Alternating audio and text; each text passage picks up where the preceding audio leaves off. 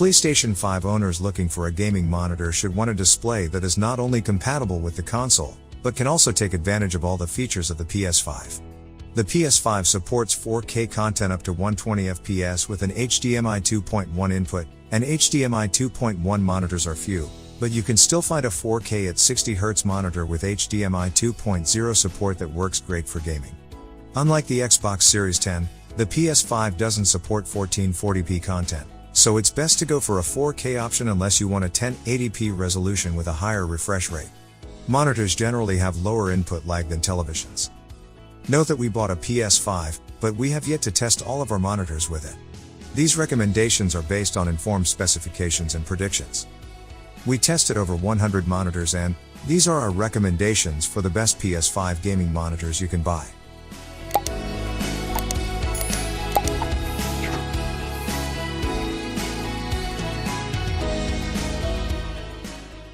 The best 4K gaming monitor for PS5 that we tested is the Gigabyte M28U. It has a 28-inch IPS screen that is immersive to the touch, with wide viewing angles that make it ideal for sharing content or playing cooperative games.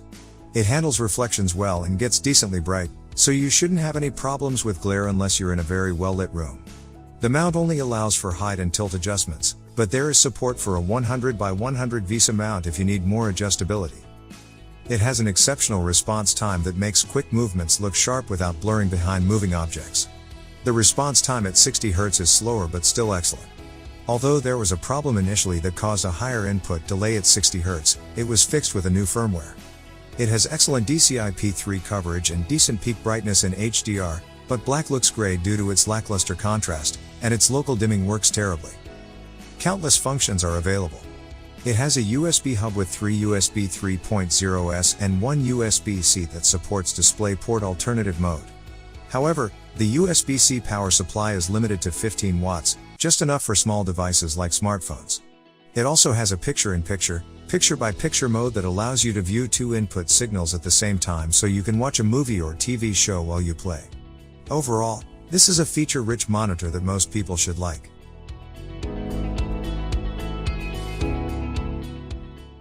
If the Gigabyte M28U is too expensive for you, check out the Dell S2721QS. It's a bit smaller at 27 inches and it also uses an IPS panel with wide viewing angles. It has a good response time and is compatible with VRR, but is limited to a 60 Hz refresh rate.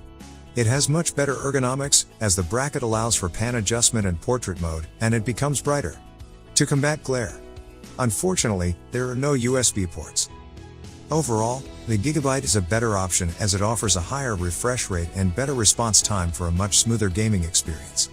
Dell is a great option if you are shopping on a budget, if you don't mind playing at 60 Hz all the time.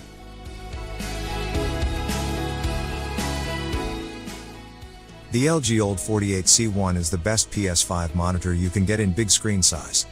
Unlike most typical monitors, this TV has a large 48-inch screen with an aspect ratio of 16:9 so you can play most games without the black bars you would see on monitors. We tested it as a monitor because it is advertised as such and has better gaming performance than most monitors. The main advantage of this display is the OLED panel, as it can display perfect black tones without blooming around shiny objects. It has wide viewing angles so the picture is always accurate no matter where you sit. In terms of gaming features, it has a 120 Hz panel with HDMI 2.1 inputs that allow you to play 4K games at up to 120 frames per second in full RGB. The movement looks very fluid thanks to its almost immediate reaction time, and it has a low input lag for a responsive gaming experience. If you want to use it as a PC monitor, you should know that there is a risk of permanent burns. This can be a problem if the same static screens are constantly displayed, e.g., the taskbar of a desktop user interface. However, we don't think this will be a problem for those who watch a variety of content, especially if you are using it for PS5 games. If that's not your concern, then it's one of the best monitors for PS5 out there.